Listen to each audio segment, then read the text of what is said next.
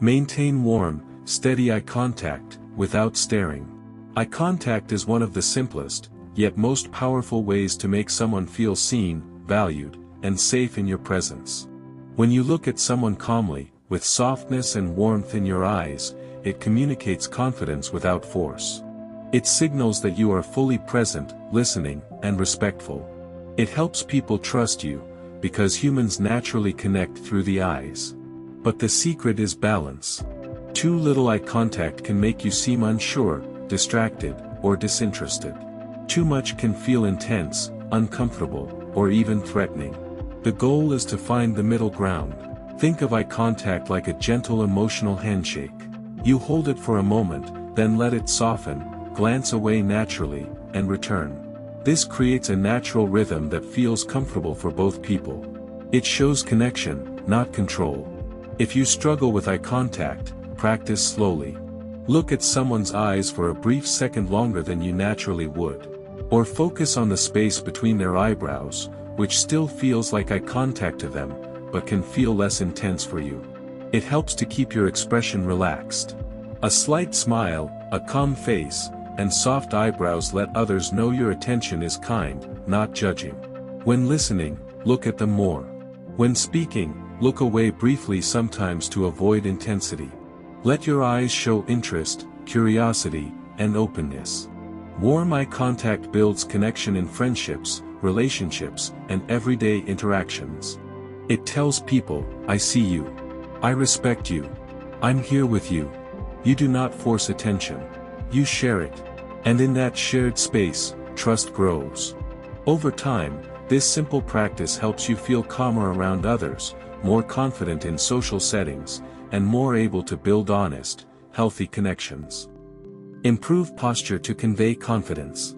Posture is one of the first signals people notice about you, even before you speak. The way you hold your body sends a message to the world about how you feel inside. When you stand tall, move with ease, and carry yourself with openness, others naturally perceive you as confident, grounded, and calm. But more importantly, good posture helps you feel more capable and secure. The body and mind are deeply connected. When you adjust your physical stance, your brain receives a message that says, I am safe. I am steady. I belong here. Think about the difference between someone who slouches, looks down, and folds inward versus someone who stands with relaxed shoulders, a lifted chest, and a soft but steady head position. You can sense the emotional difference immediately. Yet, improving posture is not about being stiff or trying to appear intimidating. True confidence is gentle and natural. The goal is to look relaxed, open, and balanced, not rigid or forced. To practice, imagine a string lightly pulling the top of your head upward, lengthening your spine just a little. Let your shoulders fall back and down naturally, without tension. Keep your chest open, but not exaggerated. Rest your arms loosely at your sides when standing, and keep your feet solidly grounded. When sitting, avoid collapsing into yourself. Instead, keep your spine lightly lifted while allowing your body to remain comfortable. You do not want to look like a statue. You want to look alive, present, and at ease. Small adjustments create big shifts. For instance, when walking, keep your gaze slightly forward instead of toward the ground. Let your steps be steady, not rushed. Slow, calm movement often reads as self-assurance. When speaking to someone, align your body toward them rather than turning away. These subtle cues show interest, presence, and emotional stability. Posture is a practice, not a performance. At first, it may feel different if you're used to shrinking yourself or guarding your space. But with gentle repetition, it becomes natural. Improving posture isn't only about how others see you, it is also about how you experience yourself in the world. Each time you stand or sit tall, you teach your mind that you deserve space, that your presence matters, and that you don't need to hide. Confidence grows not from pretending to be strong, but from allowing yourself to exist fully and comfortably in your own body. Practice open, relaxed body language. The way you hold your body speaks louder than your words. Before anyone hears your voice, they are already reading your presence. Open, relaxed body language quietly communicates confidence, safety, and approachability. It invites connection instead of pushing people away. When your body looks comfortable, it signals that you feel secure within yourself, and this makes others feel more at ease around you too. Open body language means leaving space instead of closing yourself off. Instead of crossing your arms tightly, tuck your hands softly in front of you or keep them gently at your sides. Instead of turning your body away, angle yourself toward the person you are engaging with. Instead of holding tension in your shoulders or jaw, take a slow breath, soften your face, and let your shoulders release downward. These small gestures show that you are present, listening, and not guarding yourself from the world. Relaxed body language is not about being careless or slouched. It is about finding a posture that feels natural and grounded. Think of a calm tree, upright, but not rigid, steady, but not frozen. You are not trying to appear powerful. You are simply allowing yourself to take up space without apology. When sitting, avoid curling inward or fidgeting excessively. Rest your hands gently, keep your movements slow and intentional, and allow your body to settle instead of rushing. Another key part of open body language is comfort with pauses. When you do not rush your movements or speech, you show that you are not anxious or trying to prove something. Pausing is powerful. It creates a sense of presence. It lets others feel seen and heard. People sense when your body is trying to escape a moment versus when you are truly there. This style of presence also softens the space between you and others. If someone feels nervous or tense, your calm posture helps them relax. You become a steady anchor in the room. That is real confidence, not loudness, not force, but quiet steadiness. Your openness says, I am here. I am comfortable being me. You don't need to feel threatened or judged. Practicing open, relaxed body language begins with awareness. Notice when you tighten your arms, curl your shoulders, clench your jaw, or shrink inward. Gently adjust. Breathe. Let your body open again. With time, it becomes natural. And as your body learns to relax into confidence, your mind will follow. You don't need to perform confidence, you simply allow it to exist in your posture, your breath, and your calm presence. Use a calm, clear speaking voice. Your voice carries emotional energy long before your words deliver meaning. When you speak calmly and clearly, you project confidence, stability, and inner security. A calm voice tells others, I am steady. I am comfortable. I am in control of myself. People are naturally drawn to voices that create safety. A rushed, shaky, or forceful tone can make others feel tense or overwhelmed, but a grounded voice invites listening, trust, and connection. Calm speaking does not mean speaking slowly in an unnatural way. It means choosing a rhythm that feels relaxed and intentional. You don't need to rush to fill silence or speed up to prove you belong. Let your voice breathe. Allow pauses. Trust that your message has value without forcing it. This creates presence. It also gives the listener space to absorb your words, which makes them far more impactful. Clarity matters too. Speak in complete thoughts. Finish your sentences. Pronounce your words instead of swallowing them. When you speak clearly, you signal self-respect and respect for others' time and attention. Many people blur their speech because they feel nervous or unsure about being heard. But clarity is not arrogance, it's clarity. You are simply choosing to express yourself in a way that can land and be understood. Volume plays a role as well. Speaking too softly can make people strain to hear you, while speaking too loudly can feel aggressive. Aim for a balanced tone. Strong enough to be heard, gentle enough to feel inviting. Think of your voice like water flowing smoothly, not a fire hose spraying energy nor a whisper disappearing into the air. Calm voices feel trustworthy because they are contained. They signal self-mastery, not emotional chaos. Breath is the foundation. When you breathe deeply into your belly before speaking, your voice naturally lowers, steadies, and gains richness. Breath turns anxiety into presence. If you ever feel nervous, take one slow inhale, then speak on the exhale. Your voice will instantly soften and deepen. People often listen more closely when someone speaks calmly, because calmness signals confidence without force. It also helps to match your tone to your message.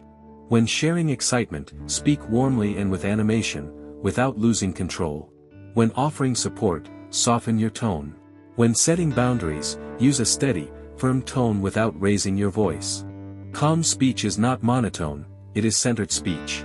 With practice, a calm and clear voice becomes your natural default. You stop trying to prove yourself with speed or volume, and instead command space through composure. Your voice becomes a gentle anchor, grounding you and comforting those around you. That is charisma, not loudness, but quiet strength. Smile genuinely when appropriate. A genuine smile is one of the most powerful ways to create warmth and connection. It signals openness, kindness, and emotional safety. When you smile naturally, not forced, not exaggerated, people feel more at ease around you. They are more likely to trust you, listen to you, and respond positively. A real smile doesn't try to impress, it simply reflects a feeling of calm presence, friendliness, or shared understanding. The key is authenticity. A fake or polite smile, done out of obligation, doesn't have the same effect. In fact, forced smiling can create tension in your face and your voice, making you seem nervous or insincere. A genuine smile, however, comes from a warm inner emotion, appreciation, curiosity, amusement, or compassion. Even a subtle hint of a smile, one that gently lifts the corners of your lips and reaches your eyes, can change the tone of an interaction. Smiling is like offering emotional oxygen. It tells people, you are welcome here.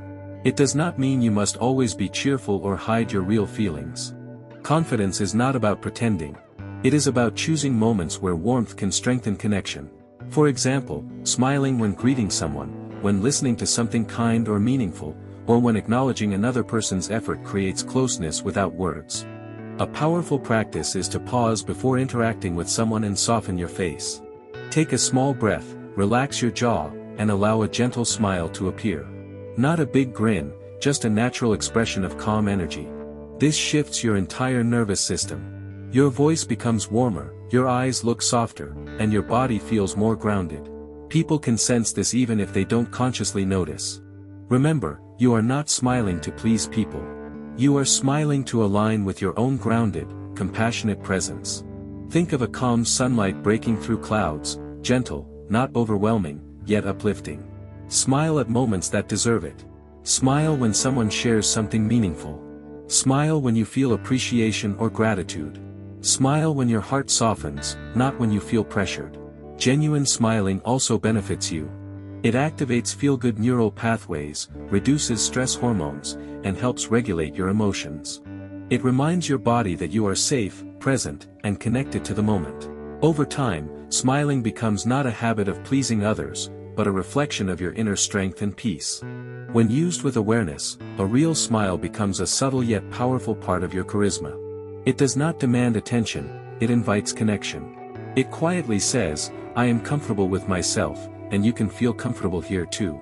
That kind of presence stays with people long after the moment has passed. Mirror others subtly to build rapport. Mirroring is a natural human behavior. When we feel connected to someone, our bodies and expressions often synchronize without effort. We lean in when they lean in. We nod when they nod. We match their energy, tone, and rhythm. This is not manipulation, it is the nervous system's way of saying, I see you. I understand you. We are safe here. When used consciously yet gently, mirroring strengthens trust and makes conversations feel smoother and more comfortable for both people. The key word is subtle. You are not copying someone like a reflection in a mirror. Instead, you are tuning into their emotional wavelength and meeting them with respect and sensitivity. For instance, if someone speaks softly, you may naturally soften your voice as well. If they are calm and slow-paced, you don't rush your speech. If they are enthusiastic and animated, you can allow a bit more energy in your tone. Mirroring is not about imitation. It is about attunement, aligning without losing yourself. Body language follows the same principle. If the other person sits upright, you might gradually shift to a similar posture. If they use hand gestures, you may occasionally gesture too. When they lean forward in interest, you might gently lean in as well. These micro-adjustments signal harmony and presence. The person feels understood on a deeper, unconscious level. What mirroring is not is mockery, performance, or strategy. If you exaggerate, copy too literally, or do it rapidly, it becomes obvious and uncomfortable. Natural timing matters. Make adjustments slowly, over moments, not instantly. A good practice is to first observe before reacting. Notice their pace, tone, breathing, and posture. Then choose small ways to meet them where they are. Mirroring works best when it comes from genuine intention, curiosity, empathy, and shared presence. Authenticity always comes first. If someone is anxious or closed off, your role isn't to match their anxiety, it's to offer calm stability while respecting their emotional space. If someone is withdrawn, you don't force energy onto them.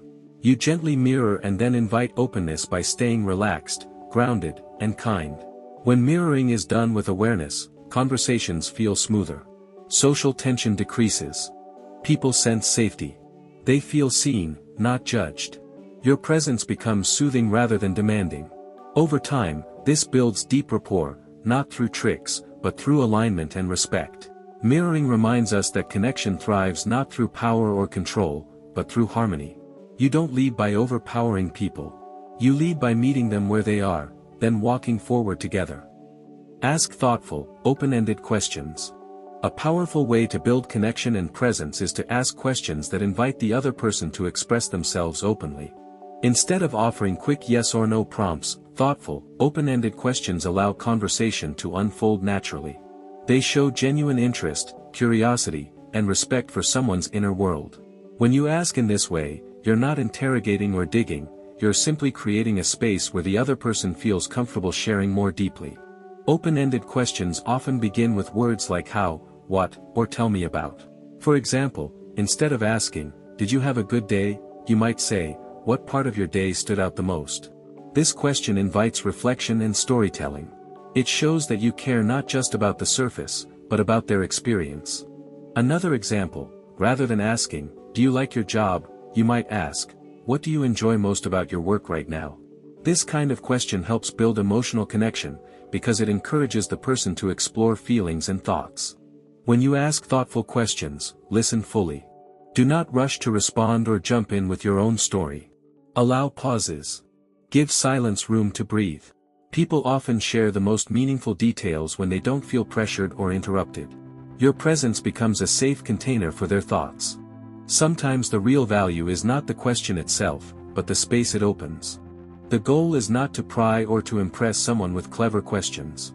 It is to genuinely learn who they are, their interests, their fears, their hopes, their worldview. Thoughtful questions say, your feelings matter. Your thoughts matter. You matter. And when someone senses they are being seen and heard at a deeper level, connection grows without effort. Ask questions that encourage emotion and reflection. You might say, what has been meaningful for you lately? How did that experience make you feel? What's something you're excited about right now? Tell me more about what you mean by that. These questions show interest without pressure. They help people open up naturally and at their own pace. And remember to respond with warmth, nod, maintain soft eye contact, and acknowledge what they share with simple phrases like, I see, that makes sense, or, thank you for sharing that. Validation strengthens trust. Done well, thoughtful questioning is not a tactic, it's an expression of presence and care. It turns conversations from shallow exchanges into meaningful moments of understanding. When you genuinely want to know someone, they feel it. And that feeling creates real influence, not through force or charm, but through sincere connection. Listen actively, reflect back what you heard. Active listening is one of the most powerful skills you can develop for genuine influence and connection. Many people hear words, but very few truly listen. When you listen actively, you are not waiting for your turn to respond, and you are not planning your next sentence in your head. You are fully present with the person in front of you. You are hearing not only their words, but their tone, emotion, and intention. You are giving someone the gift of attention, and in today's world, that is rare and deeply meaningful. Active listening means focusing on the other person rather than your thoughts or distractions. Stay silent while they speak. Nod gently. Keep your posture open. Allow pauses without rushing in. Your stillness makes them feel safe to express themselves more honestly and fully. But the heart of active listening is reflecting back what you heard. This does not mean repeating their words exactly. It means summarizing their feeling or meaning in your own words, with empathy and clarity. For example, if someone says, work has been overwhelming and I feel drained, you might respond, it sounds like you're under a lot of pressure and it's been exhausting for you. This shows them you heard them, you understood them, and you care. It is deeply validating. Reflection is not pretending to understand, it is checking in, confirming, and inviting deeper sharing. Sometimes you can add gentle curiosity, did I get that right? Or, tell me more about what's been draining you. When you reflect someone's experience, they feel seen, and trust grows naturally. You do not need to fix their problem or offer advice unless they ask. Most of the time, people do not want solutions, they want connection. They want to feel understood. Active listening also includes noticing what is underneath their words. A person may say, "I'm fine," but their voice or posture may show otherwise. You might respond softly, "It sounds like there might be more on your mind." This gives them space to open up without pressure. Real listening is humble. It lets the other person shine instead of competing for the spotlight. It says, "You matter enough for me to be fully here with you." When you consistently listen this way, you become someone people trust and confide in. You build deeper relationships, resolve conflicts more easily, and create emotional safety around you. True influence does not come from speaking loudly or having clever things to say. It comes from making others feel heard. When people feel understood, they naturally feel connected to you, not because you tried to impress them, but because you accepted them. See listening not as silence, but as presence. That presence is powerful. Give sincere, specific compliments. Compliments are powerful when they are genuine, thoughtful, and sincere. Many people receive generic praise, simple words like, "good job," or, "you look nice," and while those comments are pleasant, they often feel forgettable. What truly creates impact is a compliment that shows you noticed something meaningful. A specific compliment tells the other person, "I see you. I am paying attention. What you did, or who you are, matters to me." For a compliment to feel sincere, it must come from observation, not habit. Instead of offering praise just to fill silence or to earn approval, pause and choose something real. Look for effort, growth, creativity, kindness, or thoughtfulness. For example, rather than saying, "nice work," you might say, "I really admire how much detail you put into that project, it shows so much dedication." Instead of, "you look good," you could say, "your style really expresses your personality. That outfit looks bold and confident." Specific compliments go deeper and feel more authentic because they acknowledge character and effort, not just surface qualities. Compliments about integrity, resilience, humor, generosity, and intelligence often carry the most emotional value.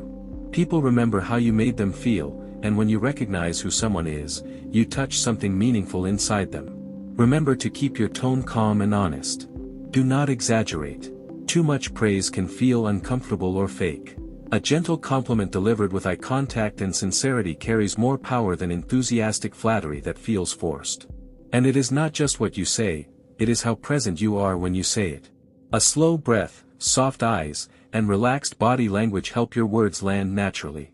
Compliments are not tools for approval or manipulation. They are moments of connection. A sincere compliment uplifts without expectation. It is offered, not traded. It strengthens self-worth in the person receiving it, and it strengthens your emotional presence as someone who sees beauty in effort, character, and authenticity.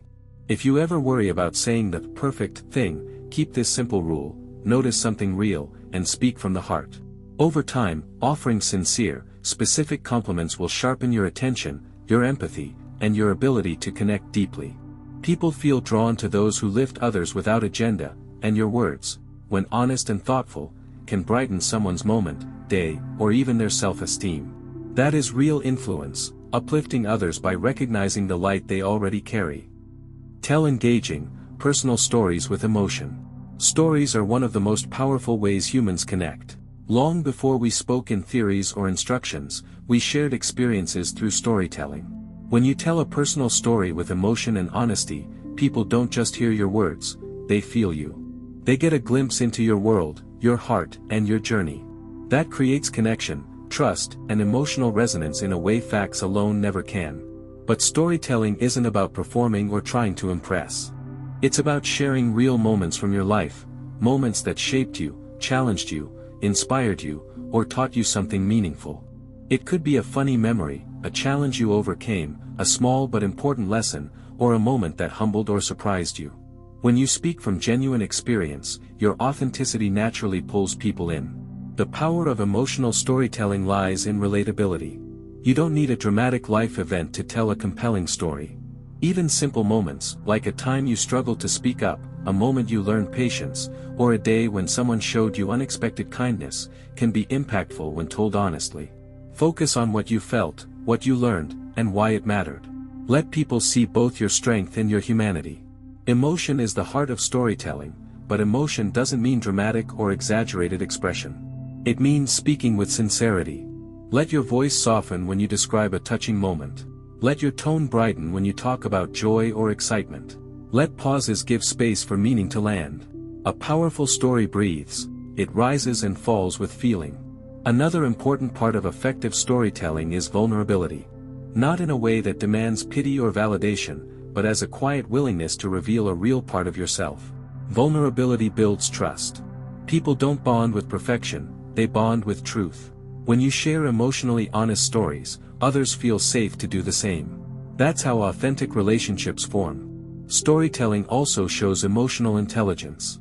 You choose moments that uplift, inspire, or teach, not stories that seek attention or dominate the room. You stay mindful of context and of the listener. Connection happens through shared experience, not self-centered monologues. When you practice telling meaningful stories, you develop warmth, presence, and depth. People remember how you made them feel. They feel closer to you because your story becomes a bridge, from your inner world to theirs. In the end, storytelling is simply this, opening a window into your life, not to be admired, but to be understood, and to understand others in return. Cultivate curiosity about other people. Curiosity is one of the most attractive social qualities. When you are genuinely interested in people, not to judge them, not to control them, but to understand them, conversations become more meaningful and connection becomes natural. Curiosity creates warmth. It lets others know you value their experience, their story, and their inner world. To cultivate curiosity, shift your mindset from, what can I say to impress, to, what can I learn about this person in front of me? Ask gentle, thoughtful questions, and then give them space to answer. Let there be pauses. Let the person breathe into their thoughts. You are not interrogating, you are discovering. Curiosity is not about being nosy or prying into private details. It is about paying attention. It is noticing what lights someone up when they speak. It is hearing not only their words, but the emotion underneath. Stay open. Be willing to be surprised. Everyone carries a story, a lesson, or a perspective that can expand your world if you are open to hearing it. Curiosity also requires humility. You do not assume you already know everything. You do not rush to offer advice or opinions. Instead, you explore and observe. The more genuinely curious you become, the more relaxed people feel around you. They can sense that they don't need to perform, impress, or hide. Curiosity is not only about others, it is also a practice that deepens yourself. When you listen with an open mind, you expand emotionally and intellectually. You become wiser because you collect experiences beyond your own. Curious people rarely feel lonely, because they are always discovering. And the world feels safer around someone who is gently interested rather than critical or indifferent. Authentic curiosity is not a technique, it is a way of seeing people as layered, fascinating beings, each with a rich inner life. When you treat conversations as opportunities to learn instead of chances to win attention, you naturally become magnetic. Others feel respected, valued, and understood. They feel safe, and people always return to where they feel safe. Curiosity creates connection, and connection creates presence. Practice presence. Put your phone away in conversations. Presence is one of the most valuable social qualities you can offer. In a world filled with constant noise, distraction, and divided attention, someone who truly shows up becomes unforgettable. Practicing presence means choosing to be fully engaged in the moment, especially when you're with another person. It means allowing your attention, your mind, and your energy to settle into the experience without drifting into tasks, thoughts, or screens. One of the simplest ways to practice presence is to put your phone away, really away. Not face down on the table, not in your hand, just in case. Remove it from your physical space so that your attention can rest. When you are with someone, your presence communicates respect. Your calm attention tells them, you matter. I am here. In a time when everyone is half listening, half scrolling, and half thinking about the next task, presence feels like emotional nourishment. Being present does not mean forcing intense focus or trying to perform attentiveness. It simply means relaxing into the moment. Let your shoulders settle. Breathe slowly. Let your thoughts soften. When someone speaks, listen to their tone, their facial expression, and the pauses between their words. Notice how your body feels as you listen. Notice your thoughts when they begin drifting, and gently return. Presence is a practice, not a perfection. Real presence also involves letting go of the need to hurry. Give conversation space. Allow silence. Let pauses breathe. People open up when they do not feel rushed or judged. They trust you when they feel seen without pressure. And they remember how you made them feel safe, heard, and valued. Presence also strengthens you. It calms your nervous system, clears your mind, and grounds you in your body. Over time, presence becomes a kind of inner strength. You do not chase moments, you inhabit them. You do not cling to control, you relax and experience. Presence brings confidence not through effort, but through stillness. Practicing presence is not just about etiquette. It is emotional depth. It is respect. It is leadership. It is charisma without trying. When you choose presence, you create connection, and connection is the foundation of meaningful influence. Develop tasteful grooming and personal style. Your physical presence communicates volumes before you ever speak. Grooming and personal style are not shallow, they are expressions of self-respect, care, and identity. Tasteful grooming doesn't mean trying to look perfect or fashionable for others. It simply means maintaining a clean, composed, intentional appearance that supports your confidence. Grooming begins with the basics: clean hair, fresh breath, cared for skin, neat nails, and clothes that fit well and feel good. These details seem small, but they create a strong impression. When you look cared for, people assume you treat your life with intention. But even more importantly, you feel better. Your body becomes a place you are proud to live in. Personal style is not about trends or luxury. It's about authenticity, choosing clothing and accessories that reflect who you are and make you feel aligned. Some people feel grounded in simple neutral tones. Others like playful colors or subtle creative touches. Confidence comes not from how much something costs, but from how naturally it represents you. Keep things clean, cohesive, and comfortable. Avoid extremes unless it's part of your true identity. True elegance lives in subtlety. You do not need excess to be memorable, you need authenticity, comfort, and clarity. Also, consider how you carry your grooming routine emotionally. Grooming is a ritual of self-care. When you take time to dress with intention, adjust your posture, and move through the world feeling aligned, you project quiet confidence. People sense when someone is at ease in their body. They sense dignity, presence, and respect. Grooming and style are not about impressing others. They are daily reminders to yourself: I am worth care. I deserve to feel good in my skin. I belong here. That kind of self-respect shows in every movement, every glance, and every interaction. Use light, appropriate touch only with clear consent. Touch can be one of the most powerful ways to communicate warmth, support, and connection, but only when it is done with clear consent, sensitivity, and respect. When used appropriately, touch can make someone feel safe and valued. When used carelessly or without permission, it can feel intrusive, uncomfortable, or even threatening. True confidence is not about assuming closeness, it is about earning comfort and honoring boundaries every step of the way. Appropriate touch begins long before physical contact. It starts with awareness. You pay attention to subtle social cues. Does the person lean toward you, or do they keep more distance? Do they smile and relax when you are near, or do they fold their arms, tense up, or step back? Someone's body language often reveals whether they are open to closeness. Even with positive cues, you do not assume. You give space. You let connection build naturally. The most respectful and attractive approach is simple: ask when unsure. Saying, "Would you like a hug?" or "Can I put my hand on your shoulder?" shows emotional maturity, not insecurity. People trust those who ask. They feel safe with someone who values comfort and consent more than ego or impulse. When touch is appropriate, it should be light, brief, and gentle: a handshake, a short supportive touch on the shoulder, or a friendly palm-to-palm moment. Touch should never trap someone, corner them, or linger without welcome. The message should always be kindness and presence, never control, pressure, or entitlement. If someone steps back, freezes, or becomes still, you pause immediately. You adjust. You respect their space without drawing attention to it or making them uncomfortable. Confidence is knowing you do not have to force closeness. Real connection grows without pushing. Touch is most powerful when it is rare and intentional, not constant. If every interaction includes physical contact, touch loses meaning and may feel overwhelming.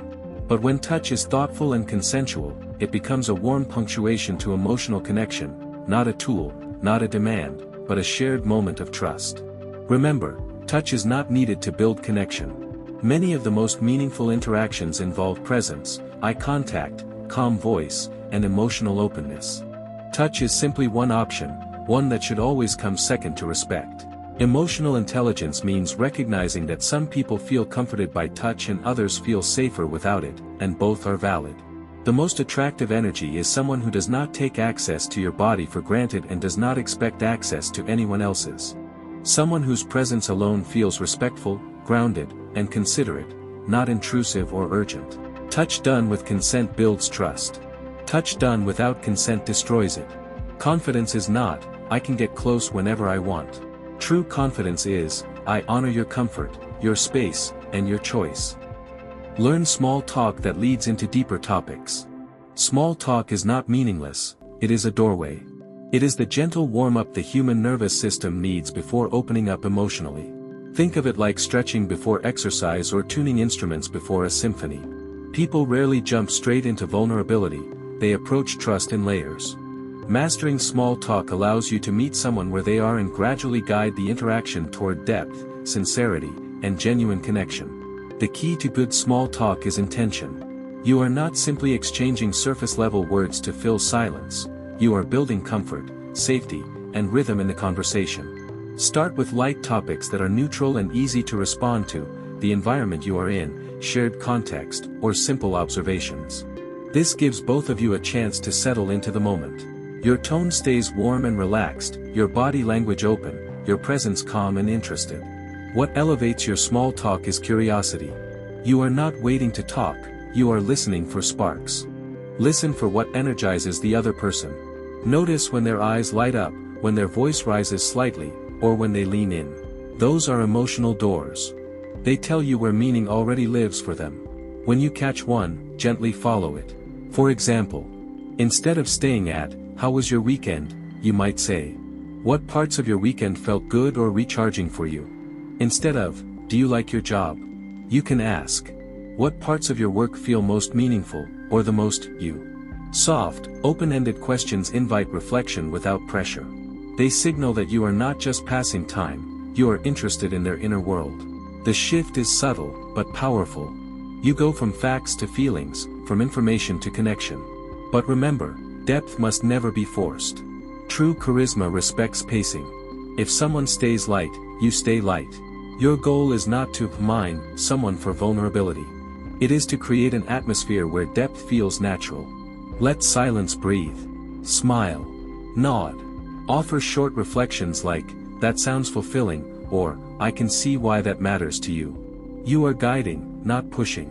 And eventually, when the moment arrives, depth flows on its own. A childhood memory, a meaningful dream, a quiet fear, a personal victory. The art of conversation is not about cleverness, it is about sensitivity and presence. Some of the deepest connections begin with a comment about the weather, a shared laugh about coffee, or a light remark about music. Meaning grows where safety exists, and safety begins with softness. So honor small talk. Treat it as the beautiful bridge it is, a gentle path from the surface of life into the soul beneath it. Show vulnerability appropriately to invite trust. Vulnerability is often misunderstood. Many people assume it means spilling emotions, revealing wounds, or exposing every struggle. But real vulnerability is quieter, steadier, and far more grounded than that. It isn't about seeking pity or validation. It isn't a dramatic confession or emotional dumping. True vulnerability is the courage to be real, without fear of being seen. Being appropriately vulnerable means sharing parts of yourself that are honest but thoughtful. It means allowing people to witness your humanity without handing them the keys to your self-worth. Vulnerability isn't weakness, it's confidence with humility. It says, "I trust myself enough to be open." And that kind of openness invites trust in return. Balanced vulnerability usually begins small. It sounds like, "I don't always have the answers, but I'm figuring it out. I used to struggle with speaking up, now I practice little by little. That experience scared me at the time, but I grew stronger from it." Notice that the tone is steady. You're not collapsing emotionally, you're revealing truth with self-respect still intact. You are not asking someone to carry you. You are simply letting them know you feel, you grow, and you learn. A powerful way to practice vulnerability is by expressing authentic emotions when appropriate. Saying, "That means a lot to me," or "I felt nervous at first, but this conversation feels good," allows another person to see you beyond your surface. It invites connection by offering openness without pressure. Importantly, vulnerability has timing. You don't reveal deep wounds to strangers or share painful history with people who haven't earned your trust. Oversharing isn't connection, it's self-exposure without safety. True vulnerability protects you too. It chooses wisely. It honors your privacy while also allowing intimacy to unfold gradually. Think of vulnerability as emotional honesty with boundaries. You let people know you are human, but you also demonstrate strength, awareness, and emotional grounding. The most magnetic kind of openness says, "I can hold my feelings. I'm not asking you to fix them." There is also a gentle, powerful confidence in admitting uncertainty. Saying, "I don't know," or "that challenged me," shows maturity. People trust those who are comfortable with imperfection. We don't admire the person trying to appear flawless, we admire the one who stands tall with their cracks showing just enough to feel real. Vulnerability is not a strategy to make people like you, it's a quality of those who already know they are enough. When you share yourself with sincerity and calmness, others feel safe to relax, open, and be themselves too. And in that shared humanity, trust grows naturally. Maintain healthy boundaries and respect others' boundaries. Healthy boundaries are not walls, they are clarity. They are the structure that protects your time, energy, emotions, and identity. Boundaries say, "This is where I end and you begin." They help you stay open without losing yourself. When you practice boundaries with confidence and kindness, you do not push people away. You invite healthier, more respectful relationships to form around you. Setting boundaries is an act of self-respect. It means recognizing what drains you, what harms your emotional well-being, and what crosses your comfort lines, and then expressing your limits calmly. Boundaries are not emotional defenses or reactions. They are intentional choices. They do not require anger. They do not need long explanations. A boundary can be as simple and gentle as, "I can't take that on right now. I need some quiet time. Let's talk about this later. That doesn't work for me." Healthy boundaries say yes to what aligns with you and no to what doesn't. Not out of fear or coldness, but out of self-honor. Just as important as holding your own boundaries is respecting others. When someone tells you, "I need space," or "I can't discuss this right now," or "No, thank you," you don't push, guilt, or negotiate. Emotional maturity means allowing others their limits without taking it personally. Every time you respond to someone's boundary with grace, you communicate safety, trustworthiness, and emotional intelligence. Boundaries are not only about time and space, they also exist in communication, emotions, and personal information. You do not demand explanations. You do not assume access to someone's private inner world. You do not take responsibility for feelings that are not yours, nor do you ask someone else to carry your emotions for you. Boundaries help you stay accountable for your own inner life. At first, boundaries may feel uncomfortable, especially if you spent years pleasing others or shrinking yourself. But comfort grows with practice. The more you honor your boundaries, the more grounded and confident you become. People begin to treat you with the respect you model. Boundaries are not selfish, they are sacred self-protection. And when given compassionately, they strengthen connection rather than harm it. Remember this, someone who respects boundaries is someone who creates safety. Safety leads to trust. Trust leads to authenticity. Authenticity leads to deep, effortless connection. Boundaries are not about keeping people out, they are about letting the right people in the right way. True confidence says, "I take care of myself, and I honor your space too." That balance is powerful, rare, and deeply magnetic. Be punctual and reliable. Reliability builds trust. Reliability is one of the quietest yet strongest forms of charisma. It is not loud, dramatic, or attention-seeking. It does not demand applause. Reliability speaks for itself through consistent action. When you are punctual and follow through on your commitments, you communicate something rare and deeply reassuring: you can be trusted. In a world where many overpromise, cancel last minute, or disappear when things get inconvenient, reliability becomes a magnetic quality. People feel safe around someone dependable. They relax. They breathe easier. They know that if you say, "I'll be there," you will be there. If you commit to a time, you show up without excuses. If plans change, you communicate early and respectfully. Punctuality is not simply about being on time, it is about honoring other people's time, energy, and schedules as much as your own. When you arrive punctually, you show respect. You send the message: "I value your life, your time, and our agreement." Reliability also builds self-respect. When you follow through on commitments, you strengthen your sense of personal integrity. You trust yourself more. You prove to yourself that your word means something. And when your internal trust grows, your confidence becomes steadier and quieter, the kind that radiates strength without needing to proclaim it. Being reliable does not mean overloading yourself or saying yes to everything. In fact, reliability requires honesty about your capacity. One of the most respectful things you can do, for yourself and others, is decline commitments you cannot keep. True reliability sometimes sounds like, "I'd love to, but I don't have the bandwidth right now. I don't want to commit and then disappoint you, so I'll pass this time." Responsible boundaries support reliability. You don't spread yourself thin, then cancel later. You stay steady because you protect your energy and time. If unexpected life events arise, as they sometimes do, reliability means communicating, not disappearing.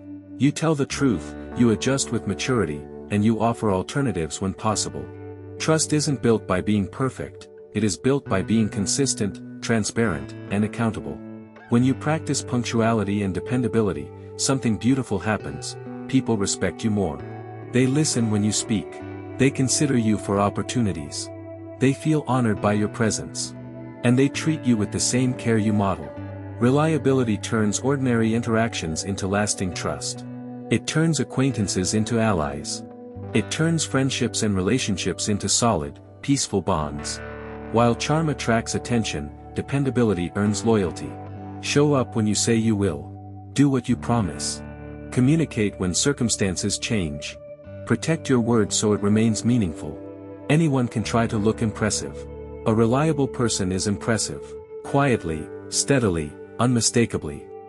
Use humor naturally, self-deprecating when safe. Humor is one of the most universal forms of connection. It softens tension, brings people closer, and creates warmth faster than almost anything else. But the most magnetic humor is never forced or used as a performance. It flows naturally, gently, and authentically from presence. You are not telling jokes to impress people, you are inviting them to relax and feel at ease around you. Natural humor usually comes from noticing life with lightness. It is the tiny observations, the playful comment, the shared smile over something unexpected, the relaxed moment of laughter at a human quirk. This kind of humor says, it's okay to breathe. It's okay to be human together. It lowers the emotional walls in the room without pushing on them. Self-deprecating humor, when used sparingly and lightly, can also be incredibly disarming. It shows humility, humanity, and comfort with imperfection. It can turn a potentially awkward moment into a shared chuckle instead of a tense silence. For example, laughing softly at yourself for mixing up words or admitting that you once confidently walked into the wrong meeting room can make you seem more approachable and relatable. However, and this part is important, self-deprecating humor must be used with emotional awareness. Healthy self-humor playfully acknowledges a human moment, but it does not attack your worth, your appearance, or your value. It never becomes self-insult disguised as humor. If you joke about yourself in ways that diminish you, others may start to see you through that same lens, and you may unintentionally signal insecurity instead of confidence. Think of humor as seasoning: a little enhances everything, too much overwhelms the experience. Use it to brighten moments, not dominate them. You don't need punchlines or rehearsed jokes. In fact, the most charismatic humor often comes from simple authenticity: a raised eyebrow, a knowing smile, a shared humorous truth, a soft laugh at life's absurdities. And remember, inclusive humor is powerful. Make people laugh with you, not at someone else's expense. Avoid sarcasm that stings, teasing that could be misread, or humor that belittles. Confident humor never relies on demeaning others. Your emotional presence, not anyone's discomfort, is the foundation of the moment. When used well, humor becomes a bridge. It lowers defenses, opens hearts, and shows that confidence doesn't have to be rigid or serious.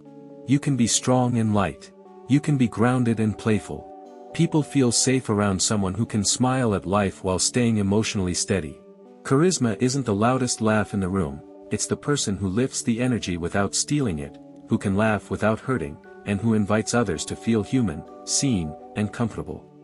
Be calm under pressure, regulate your emotions. Calmness under pressure is one of the strongest forms of confidence a person can embody. When life intensifies, when situations become unpredictable, when people around you panic or react impulsively, the person who stays steady becomes the anchor. Calmness is not the absence of emotion, it is the ability to hold your emotions without letting them take control of you. It is steadiness, groundedness, and emotional leadership. To stay calm under pressure, you must first understand your internal responses. Notice the first signs of stress in your body: a faster heartbeat, tight shoulders, shallow breathing, racing thoughts. These sensations don't mean you are failing. They mean your nervous system is waking up to a challenge. Calm people don't suppress those feelings, they slow down long enough to regulate them. One deep breath, then another. You pause. You give yourself space. You let your mind catch up with your body. Regulating your emotions does not mean ignoring them or pretending everything is okay. Calmness does not equal numbness. Instead, it means responding instead of reacting. You practice choosing your actions, your tone, and your timing. You take a breath before speaking. You think before acting. You give yourself permission to pause, and in that pause, power returns to you. People often mistake intensity for strength. But true strength is quiet. It does not need shock or volume to assert itself. The strongest person in the room is rarely the loudest, it is the one who stays centered when others lose balance. That kind of emotional control inspires trust. Others naturally gravitate towards someone who feels grounded and steady. They believe that if you stay composed, they can too. Calmness also protects your judgment. When we panic, the mind narrows. We react out of fear, defensiveness, or habit instead of wisdom. When you stay grounded, you access clarity. You see options more clearly. You make wiser choices. Calmness allows your intelligence, intuition, and experience to work for you instead of against you. Staying calm is not about perfection. Sometimes emotions will rise. Sometimes you will shake, feel frustrated, or feel overwhelmed. That is normal. Calmness simply means returning to center sooner each time. You recover faster. You breathe deeper. You remind yourself, I can handle this. I am safe. I can think. Practicing calmness creates presence. It strengthens your nervous system. It increases self-respect and earns respect from others. Over time, your confidence becomes quiet and powerful, not because life gets easier, but because you get stronger inside it. When the world speeds up, you slow down. When emotions intensify, you breathe deeper. When chaos arrives, you remain the still point in the storm. That steadiness is a rare and magnetic form of power. Make people feel heard by naming their emotions. One of the deepest human needs is to feel understood, not fixed, not judged, but heard and seen. When you name someone's emotion in a gentle and thoughtful way, you offer them emotional recognition. This simple act can create instant trust, safety, and connection. It tells the person, I am here with you. I notice you. I care about how you feel. When someone shares something meaningful, whether it's exciting, painful, confusing, or frustrating, don't rush to offer advice or solutions. Instead, pause and reflect back what you sense they are feeling. Use phrases like, I can hear how frustrated that made you. It sounds like that really hurt. I can see why you would feel proud of yourself for that. That must have been overwhelming. Naming emotions is not guessing dramatically or overanalyzing. It's simply acknowledging the feeling present in the moment. You are offering a mirror, not a diagnosis. The goal is not to be perfectly accurate, but to show genuine effort to understand. Even if you get the emotion slightly wrong, most people will correct gently, because the attempt itself feels supportive. This practice also slows down conversation in a meaningful way. Instead of jumping across topics or rushing past emotional moments, you help the person sit with their feelings safely. It allows them to breathe into their own experience, and often helps them gain clarity. People rarely need instant advice. They need space to process. And emotional naming gives them that space. When you do this, you show emotional intelligence. You show that you are not afraid of feelings, yours or theirs. You are not trying to dominate the conversation with cleverness, nor are you trying to look wise. You are simply being present. There is a quiet confidence in being able to say, "I see you," without trying to control the moment. People feel safer around you because they sense they won't be dismissed, minimized, or rushed. You create emotional dignity, and dignity builds connection faster than charm ever could. Be careful not to overuse this skill or sound like you are analyzing someone. Keep it soft, natural, and sincere. You are not a therapist in that moment, you are simply another human acknowledging humanity. Use warm tone, relaxed eye contact, and curiosity rather than certainty. This skill also trains you to pay attention. You begin noticing emotional cues, the small change in someone's posture, the subtle sigh, the flicker of sadness or excitement in their eyes. You become attuned, and attunement is magnetic. People remember the ones who hear them. They return to those who make their inner world feel valued.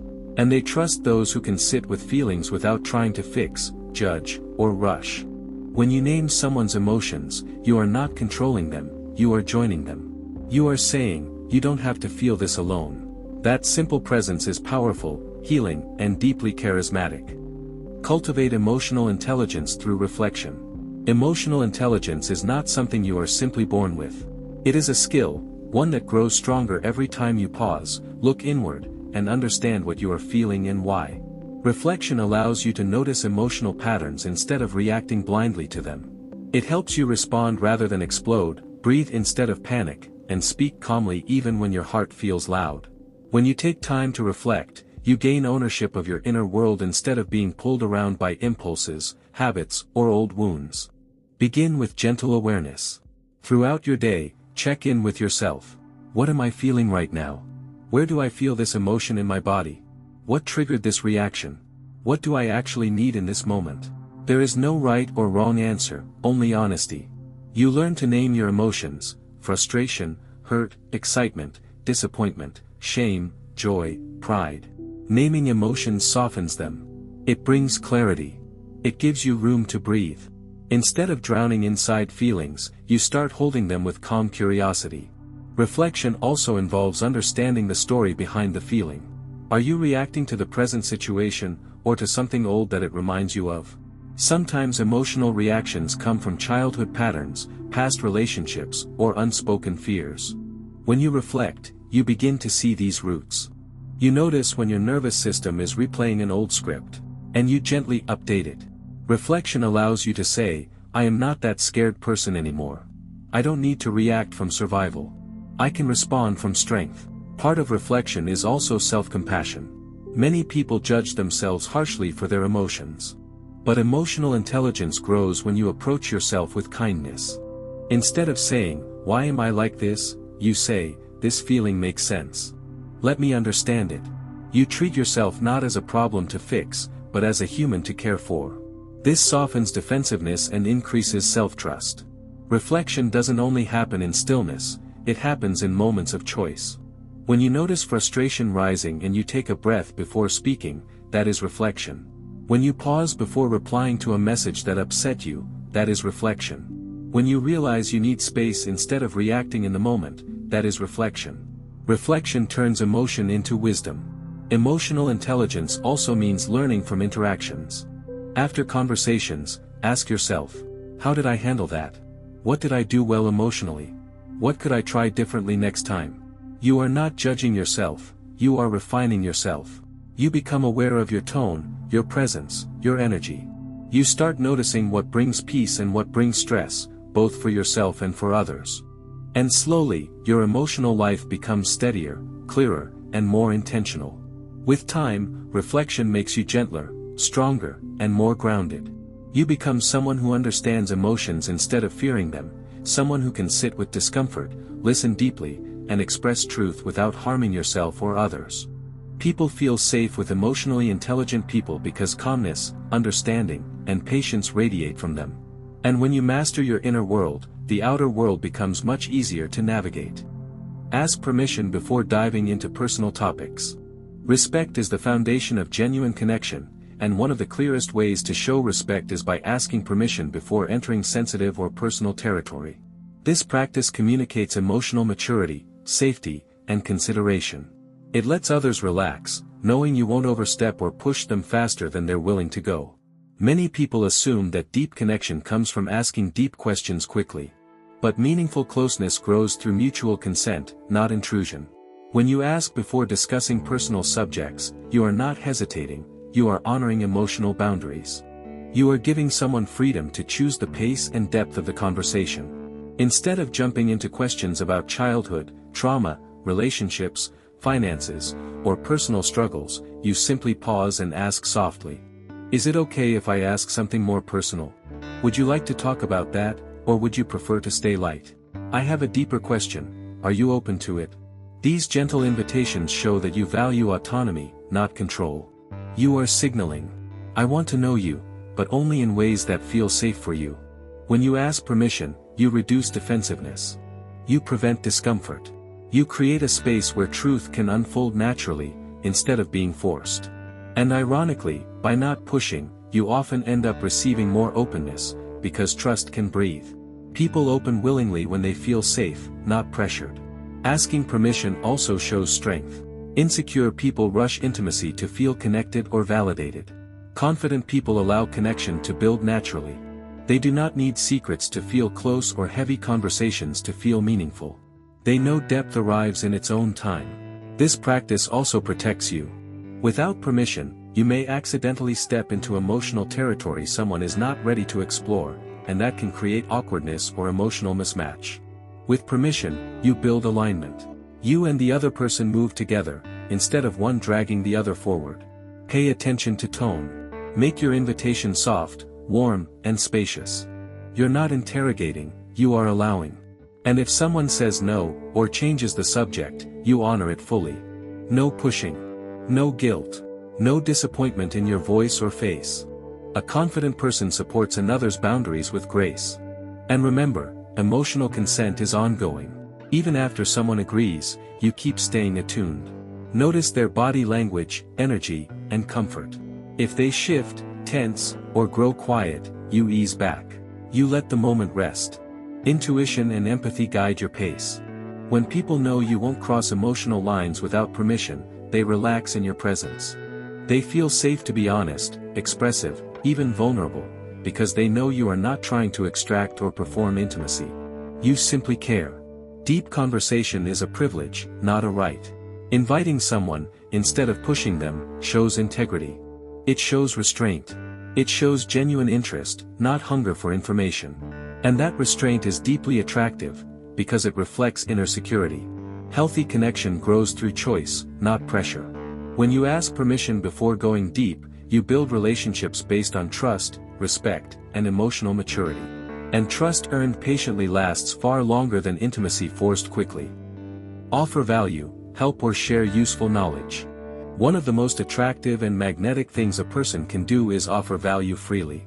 This does not mean trying to impress others with everything you know, nor does it mean trying to earn worth by constantly helping. True value giving is simple, grounded, and generous without seeking control or applause. It comes from a place of genuine care, from wanting others to feel supported, informed, encouraged, or uplifted. Offering value can look like many things. Sometimes it's sharing practical knowledge or experience. Sometimes it's giving thoughtful feedback, offering a resource, or suggesting a helpful idea.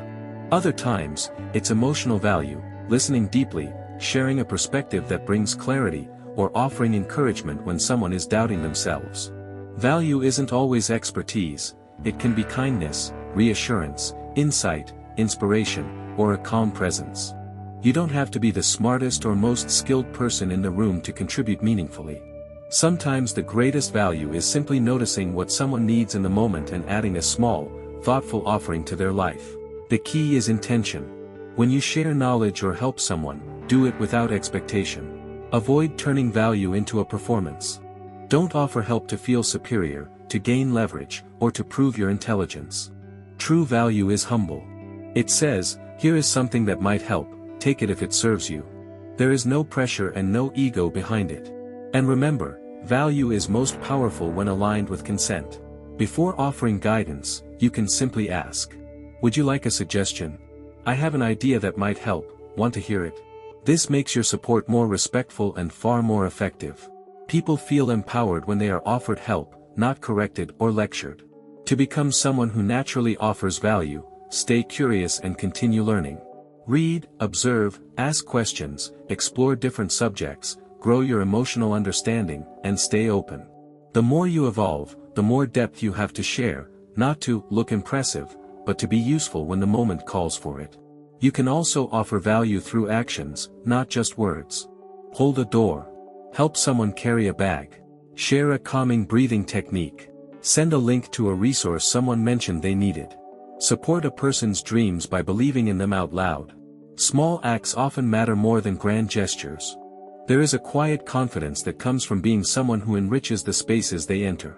You don't need to dominate the conversation or take control. You simply contribute where appropriate, adding warmth, clarity, or help, like a light in a room rather than a spotlight.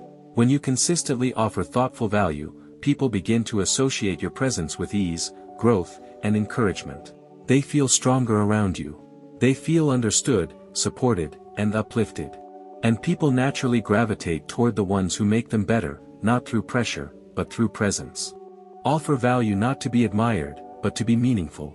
When you give without trying to prove yourself, you become someone who inspires trust, respect, and genuine connection. Speak with intention, remove filler words.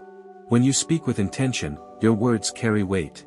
You don't need to be loud, dramatic, or forceful, you simply choose your language with care.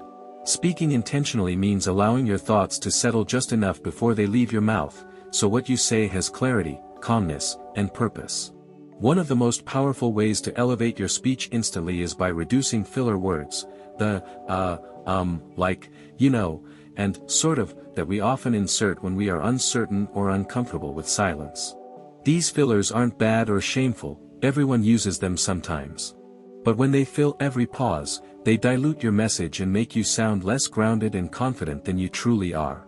The goal is not to sound robotic or overly polished. It's to develop a more conscious rhythm when you speak. Instead of filling quiet moments with noise, you learn to embrace pause. Silence is not a failure, silence is strength in communication. It gives your listener space to absorb your words. It gives your voice gravity. It shows you are thinking, not rushing. The most compelling speakers aren't constantly talking, they breathe between sentences. Speaking with intention also means slowing your pace just slightly. When you slow down, you create clarity for yourself and safety for others. You become someone people feel calm around, because your pace signals control, ease, and confidence. Fast, scattered speech often reflects internal anxiety. Slow, thoughtful speech reflects inner grounding. A helpful practice is to imagine placing each sentence on a small plate and offering it gently to the listener. You give meaning, let it rest, then offer the next piece. You don't throw words quickly across the table. You deliver them with presence.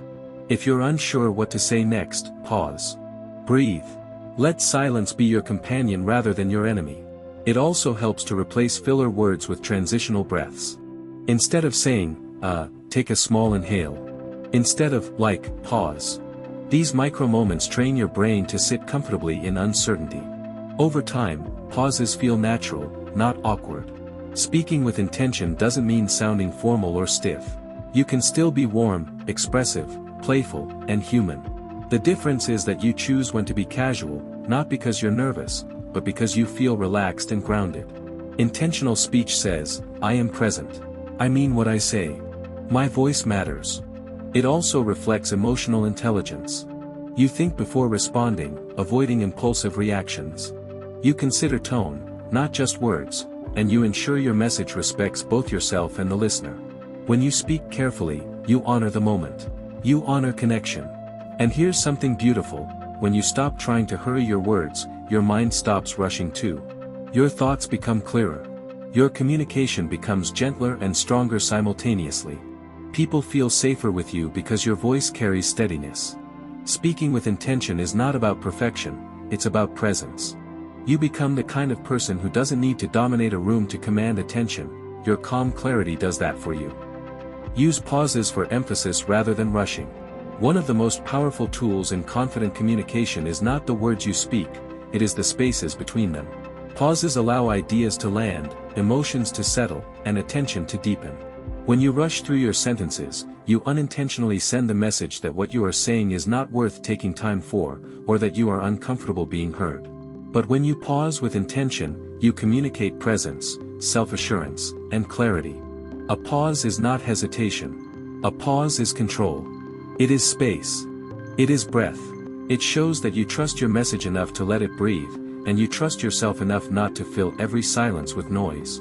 In conversation, a pause signals that you are thinking, that your words come from calm thought, not nervous reaction. It quiets your mind and grounds your voice. Many people rush because silence makes them anxious. They worry people will lose interest, misunderstand them, interrupt, or judge them. But confident speakers understand a simple truth: listeners follow your pacing, and they mirror your comfort. When you stay slow and centered, others relax into your rhythm. Your energy becomes steady, and everyone feels safer in your presence. Pauses also give the listener a moment to feel what you said. Your words carry more emotional impact when they are not buried under the next sentence. Think of conversation like music. It is not only the notes that matter, but the rests in between. Without space, even beautiful sound becomes noise. The same is true for speech. Space gives meaning. A simple way to practice is to breathe before answering questions. Allow 1 second before you speak. Let your breath anchor you. Each inhale becomes a gathering of intention, each exhale becomes a calm delivery of meaning. If you lose your thoughts, do not panic, simply pause softly until they return. That stillness itself communicates calm authority. Pauses can also be used to emphasize key points. When you share something meaningful, pause right after. That silence is like placing a highlighter across your message. Listeners feel the importance without you having to force it. It is elegance, not effort. You do not need dramatic or theatrical pauses. This is not about performing confidence, it is about feeling it. Your pauses are gentle, subtle, natural. They do not break connection, they deepen it. They show that you are comfortable not only speaking, but being heard. And here is an unexpected benefit: pausing gives others permission to slow down too. It softens hurried energy around you. You become a calm center rather than a rushing voice. People begin to match your steadiness, and conversations feel richer, gentler, more human. Over time, this practice rewires your nervous system. You become less reactive. You think more clearly. You feel more grounded in your body. Suddenly, you are not scrambling for words, you are choosing them. And that difference is the essence of charisma. A person who can pause has inner strength. A person who pauses trusts themselves. And a person who controls their pace controls the room, not by force, but by presence. Be interesting, read widely and have stories. To be interesting, you don't need to be flashy, dramatic, or constantly trying to impress people. You become interesting by being interested in the world. An active, curious mind naturally draws others in.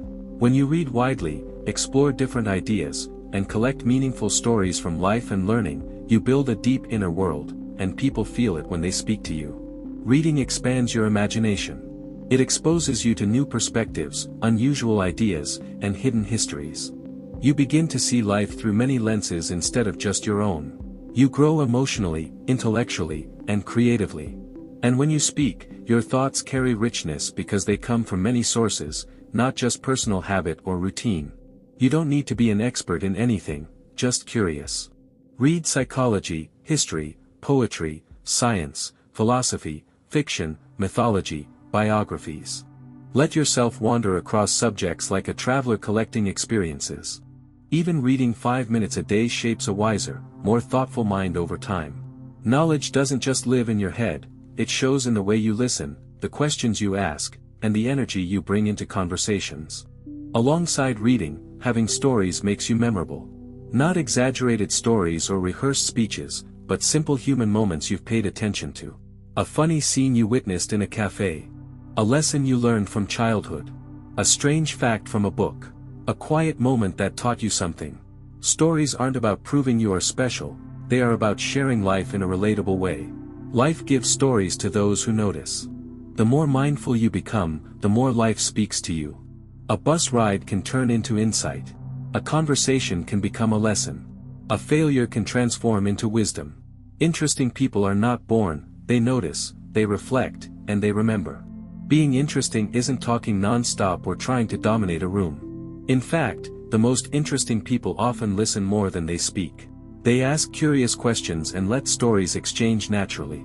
They don't recite facts to feel superior, they share moments and ideas like gifts, gently, joyfully, and with humility. When someone asks a question, you don't rush, you share something small but meaningful. A scene, an observation, a personal experience, or a line from a book that stayed with you. Your voice carries warmth, not ego. Confidence, not arrogance. And that curiosity shows others something powerful, that you are alive on the inside. Being interesting is also about living, not just reading. Take walks. Travel when possible, even to the next town. Try new foods. Learn small skills. Visit museums, nature parks, tiny bookstores, farmers markets, local events. The world is endlessly generous to those willing to meet it. The more experiences you collect, the more your spirit shines through your stories. Interesting people are not perfect. They are curious, evolving, present, and open to newness. They share, laugh, observe, learn, and explore. They don't need to perform, they simply live fully, and that becomes magnetic by itself. Your life becomes richer when your mind is nourished, your curiosity alive, and your stories authentic. And when you share from that place, people don't just hear you, they feel inspired by you. Maintain a little mystery by not oversharing immediately. In a world where people often rush to reveal everything about themselves, sometimes to seek approval, sometimes out of nervousness, there is a rare and powerful charm in holding a little mystery. Mystery is not about hiding who you are, being deceptive, or playing emotional games. True mystery is simply the gentle discipline of unfolding yourself slowly, at a natural pace, instead of spilling your entire story at once. When you overshare too quickly, you unintentionally weaken your presence. You give away intimacy before trust is built. You reveal layers that the other person has not earned the right to see yet. And often, oversharing comes from anxiety, the fear of not being accepted unless you explain yourself, justify your past, or prove your depth immediately. Oversharing can also create emotional imbalance. You open fast, the other person stays closed, and suddenly you feel exposed and uncertain. Maintaining mystery is about self-respect and pacing. It is honoring your inner world by not putting it all on display. It is choosing comfort over urgency, connection over confession, presence over performance. You can still be warm. Still be honest. Still be authentic. But you share pieces of yourself gradually, matching the level of trust, the energy of the other person, and the emotional safety of the moment. You allow curiosity to breathe. You let people discover you instead of dumping your entire story into their lap. Mystery doesn't mean being distant. It means revealing thoughtfully. For example, when someone asks about your past, you can answer lightly instead of recounting every detail. When sharing a story, you don't need to explain every emotion attached to it. When someone wants to know everything right away, you can smile and say, "There's more to me, but that part is for later." Subtle confidence lives in that statement. It says, "I know myself. You will learn me in time." You become someone worth exploring, slowly, layer by layer. Mystery also gives you power over your narrative. You decide what parts of your life are sacred. Not all experiences are meant for casual conversation. Your history, your growth, your dreams, these are precious. When you reveal them intentionally, not impulsively, people listen more deeply. They pay attention. They feel honored when you eventually share. And here's a quiet truth: mystery protects your heart. It keeps you from bonding too fast, trusting too fast, attaching too fast. It creates emotional pacing, a steady rhythm of give and receive instead of emotional dumping. People do not fall in love with everything at once. They fall in love in moments, small discoveries, surprising layers, gentle revelations over time. When you hold a little mystery, you create room for those moments to exist. You invite curiosity instead of handing out certainty. You don't need to broadcast your soul to be understood. You don't need to rush connection. Instead, you let your presence speak, your actions speak, your energy speak, while your story unfolds naturally, when it feels right, and when trust is mutual. A little mystery is not withholding. It is honoring your depth. It is saying, there are beautiful parts of me, and you will see them, slowly, meaningfully. And that quiet self-respect is both intriguing and magnetic. Show appreciation and gratitude regularly. Gratitude is one of the most attractive and uplifting traits a person can embody. When you show appreciation sincerely and consistently, you create warmth around you, not because you are trying to win favor, but because you genuinely recognize the good in others and in life. Gratitude turns ordinary moments into meaningful ones. It transforms interactions, builds loyalty, and deepens connection. People feel seen, valued, and uplifted in your presence, and that makes you unforgettable in the softest, most human way. Showing appreciation isn't just saying, "Thank you." It is noticing. It is acknowledgement. It is the gentle habit of recognizing effort, kindness, growth, talent, patience, or simply someone's presence in your life. Gratitude communicates, "You matter. I appreciate you. I don't take you for granted." Small expressions of appreciation create big emotional impact. You can say things like, "I really appreciate that you listened. Thank you for taking time today, it means a lot. I love how thoughtful you are. Your effort didn't go unnoticed. I'm grateful for this moment." These simple phrases soften hearts. They dissolve emotional walls. They remind people of their goodness. And in a world where many feel unseen or dismissed, that kind of acknowledgement is powerful. Gratitude does not make you weak or submissive. Some people fear that showing appreciation makes them look needy or eager to please. In truth, gratitude is confidence. It comes from abundance, not desperation. Insecure people withhold appreciation because they believe kindness gives others power over them. Confident people give appreciation freely because they trust their value and enjoy elevating others. Regular gratitude also strengthens your inner world. When you notice more of what is right, you worry less about what is wrong. You become calmer, more grounded, more joyful. Gratitude shifts your nervous system toward peace. It trains your mind to see possibility instead of threat, especially in relationships. Showing appreciation also inspires others to rise. When someone feels valued around you, they naturally want to bring their best. Gratitude motivates more than criticism ever could. It strengthens bonds and gently encourages mutual effort. You can also practice silent gratitude, noticing beautiful moments without needing an audience. Appreciate a warm cup of coffee, a quiet morning, a deep breath, sunlight on the wall, the presence of someone who cares. These small recognitions develop emotional richness. They show in your posture, your tone, your presence. People feel the difference in your energy. Calm, grounded, grateful souls are magnetic. And remember, gratitude is most powerful when it is specific and genuine. Do not flatter. Do not exaggerate.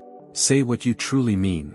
Let your eyes soften, your tone slow, your voice warm. Look at the person when you speak. That sincerity is the charm. There will be times when you feel hurt or misunderstood. Even then, practicing gratitude for what remains good strengthens your heart without pretending away pain. Gratitude does not deny challenges, it balances them with perspective. When you show appreciation regularly, you create emotional safety. People trust you. They relax around you. They feel valued instead of judged or compared. And they naturally want to stay close because gratitude feels like home. Use thoughtful body spacing, don't invade personal space. Respecting personal space is one of the clearest signals of emotional maturity and confidence. When you give people physical room, you communicate safety, consideration, and awareness. You show that you do not need to dominate, control, or crowd someone to feel secure. Instead, you hold space with dignity and allow others to feel comfortable in their bodies around you.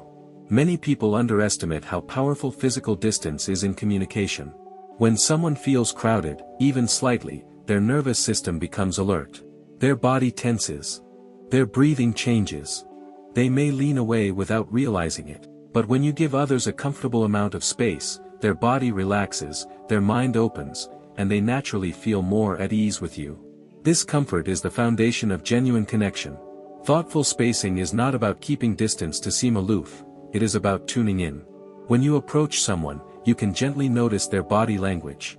If they lean in, you can mirror the closeness. If they lean back or stiffen, you allow more space. You are not forcing intimacy, you are matching comfort. This shows social intelligence, respect, and emotional attunement. A confident person understands that connection grows when there is room to breathe. You don't rush into someone's physical space just because you feel excited, nervous, or eager to bond. You stay grounded in your body, letting presence build slowly. This creates trust. It shows restraint, patience, and awareness, qualities that make someone feel safe. Safety is attractive. Safety is powerful. Personal space also applies to touch, tone, and direction of your body. Instead of pointing directly at someone or facing them too directly too soon, you may angle your body slightly or keep a natural, soft posture. You let intimacy be something that happens, not something you push into existence. When you're mindful of space, you also protect your own energy. You become aware of when someone comes too close or demands too much. Healthy presence means respecting others' boundaries and honoring your own. If someone steps too close, you can gently take a step back without apology. Not as avoidance, but as self-respect. This practice also teaches you attunement. You start noticing subtle emotional signals. The shift of someone's feet. The angle of their torso. How they position their hands or eyes. Human bodies tell the truth long before words do. When you learn to read comfort levels physically, you naturally become more charismatic, because you create harmony rather than tension. Remember, closeness is meaningful because it is earned. When someone chooses to step toward you, emotionally or physically, it feels genuine. You didn't rush it. You didn't force it. You allowed space, and space invited trust. Over time, people begin to feel safe with you. They open more. They speak more freely. They enjoy your company because your presence is warm, not overwhelming, not intrusive. You understand balance. You understand flow. You understand timing. This quiet awareness becomes one of your greatest strengths. You attract not with force, but with respect, patience, and emotional intelligence. And the world feels peaceful in your presence. Practice graceful disagreement. Assert your view calmly. Graceful disagreement is a powerful skill. It shows confidence without aggression, self-respect without arrogance, and emotional maturity without coldness. When you disagree with someone calmly and clearly, you tell the world, I know my mind, I trust my voice, and I do not need to fight to prove my value.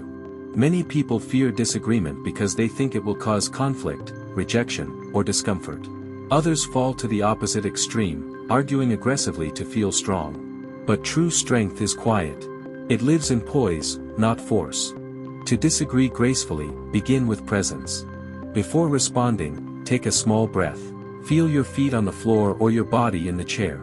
Pausing for even 1 second signals to your mind and nervous system that you are in control. No rush. No panic. Just grounded awareness. Disagreement does not threaten your identity. It is simply two truths meeting and learning from each other. Next, acknowledge the other perspective. Not to surrender, but to show respect. You might say, I hear your point. That's an interesting perspective. I see why you feel that way. Validation does not mean agreement. It means you are listening, and listening is strength. People relax when they feel heard, even if the conclusion will differ. Then offer your view clearly and calmly. Speak with steady tone, relaxed pace, and direct but gentle language. You do not need to raise your voice or harden your face. Confidence lives in softness. You might say, my experience leads me to see it differently. I understand that view, but here's how I see it. I respect your opinion, and here's mine. These simple phrases carry dignity. They draw a clear line between you and the idea being discussed. Remember, disagreement is mostly about ideas, not identity. Do not attack the person, and do not defend yourself as if you are under attack. That is how you maintain emotional power. Graceful disagreement also means knowing when to let go. Not every debate deserves your energy. You do not need to change every mind, only to represent your truth. Sometimes the most confident response is simply, we don't have to agree. And that's okay. This line is freedom. It ends the invisible tug of war. You are not trying to win, you are choosing peace without abandoning your perspective. If someone becomes emotional or defensive, stay even gentler. Lower your tone. Slow your breathing. Say less, not more. Calm energy often regulates the other person without you needing to push. When someone tries to pull you into escalation, staying steady and kind is the highest authority you can claim. It also protects your nervous system. Heated reactions cost emotional energy, calm clarity generates it. You can also ask calm clarifying questions. What matters most to you in this? Can you help me understand your reasoning? What do you think we both agree on? Questions open space. They invite reflection. They soften resistance. You become not an opponent, but a thinking partner. Graceful disagreement does not mean hiding your voice. It means using your voice with intention, intelligence, and heart. It means staying true to yourself while staying curious about others. It means valuing connection over victory, while still holding your boundaries. When you master this skill, people respect you. They trust you. They feel safe speaking with you, knowing you won't shame or overpower them. You become someone who can navigate complexity without losing your center, and that presence is rare, powerful, and deeply attractive. True charisma is not being liked by everyone. It is being steady and authentic in every conversation, especially the uncomfortable ones. And when disagreement becomes a place of grace, not battle, you have discovered real inner strength. Keep your promises. Integrity attracts respect. When you keep your promises, you become someone others can rely on, and reliability is one of the most magnetic qualities a person can possess. Confidence is not only in how you speak, walk, or act in the moment, it is in the consistency of your character. Anyone can talk about strength, ambition, or trustworthiness, but the people who quietly do what they say build a reputation that cannot be faked or rushed. Integrity is charisma in its most mature form. Keeping your promises begins with making realistic commitments. You don't have to agree to everything. You don't need to prove yourself by saying yes to every request or opportunity. In fact, confident people often say no when something does not align with their capacity or values. It is far better to commit to less and follow through fully than to overpromise and lose credibility. When you give your word, whether it's a big promise like supporting a friend through a hard time or a small one like returning a message later, you are building a bridge of trust. People feel safe around those who follow through. They relax, knowing your actions will match your language. You become someone whose presence brings certainty instead of doubt. Integrity does not require perfection. You will make mistakes or occasionally overcommit, that is part of being human. What matters is how you handle it. When you realize you can't keep a promise, communicate honestly and early. Say, I won't be able to do this after all, and I wanted to let you know in time, instead of disappearing or making excuses. Owning your limits builds more respect than pretending to have none. Keeping promises also applies to the commitments you make to yourself. When you tell yourself you will exercise, rest, study, avoid a toxic situation, or honor a boundary, and you follow through, you reinforce self-trust. Every kept promise strengthens your identity. Every broken promise weakens it. Self-trust is the foundation of outer confidence. When you keep your word to yourself, you walk differently, you speak differently, you show up differently. Confidence becomes internal, not borrowed from applause. Integrity also means being honest even when no one is watching. It means acting in alignment with your values, not because someone might reward you, but because it is who you are. This is not rigid morality, it is self-respect. You do not need to brag about your goodness because you live it quietly, consistently, and without theatrics. People sense this steadiness. They feel safe opening up to you, trusting you, and sharing their world with you. They know you won't manipulate, deceive, or abandon your principles for short-term gain. Integrity attracts high-quality relationships, friends, partners, colleagues, because trustworthy people naturally gravitate toward other trustworthy people. Keeping promises also protects your energy. When your word is consistent, your life becomes simpler. You don't waste time repairing trust, smoothing misunderstandings, or explaining yourself. You move cleanly. You sleep better. Your conscience is clear. And slowly, your name becomes associated with reliability, dignity, and substance. In a world full of unpredictability and noise, integrity feels rare. Some chase charm, attention, or power. But the quiet person who simply does what they say becomes someone others admire. Integrity is strength. It is calm power. It is influence earned through actions, not performance. Keeping promises doesn't make you rigid, it makes you real. And real people stand out. They earn loyalty without demanding it. They attract respect without begging for it. They build relationships that last, careers that endure, and reputations that speak louder than any introduction ever could. When you honor your word, your presence gains weight. People trust your voice because they trust your soul. And trust, true trust, is the most powerful form of charisma there is. Tune into tone and energy and match it sensitively. Every conversation is more than words, it is rhythm, emotion, and subtle energy passing between two nervous systems. When you learn to tune into someone's tone and emotional state, and gently match it with respect, you create instant connection and psychological safety. This skill is not about imitation or manipulation. It is about attunement, the ability to sense where someone is internally and meet them there with presence and warmth. Imagine entering a room where someone is quiet and thoughtful. If you burst in loudly and energetically, the interaction feels jarring, even if your intention is positive. Now imagine sitting with someone who is excited and joyful. If you remain distant or monotone, it can feel cold or dismissive. Sensitivity to tone and energy is emotional intelligence in motion. It says, I see you. I feel the mood. I respect this moment. To practice this, start by noticing subtle cues. Is the person speaking softly or quickly? Are their movements sharp or relaxed? Is their energy high or grounded? Does their face look tense or peaceful? Matching doesn't mean copying. It means adjusting your emotional volume so you don't overwhelm or underwhelm the connection. If they are calm, you soften. If they are enthusiastic, you brighten. If they are sad or struggling, you slow down and offer warmth rather than forced optimism. This skill helps people feel understood without words. When someone senses you meeting them where they are, their body relaxes. Rapport builds. Trust deepens. This is the same principle therapists, musicians, and great communicators use.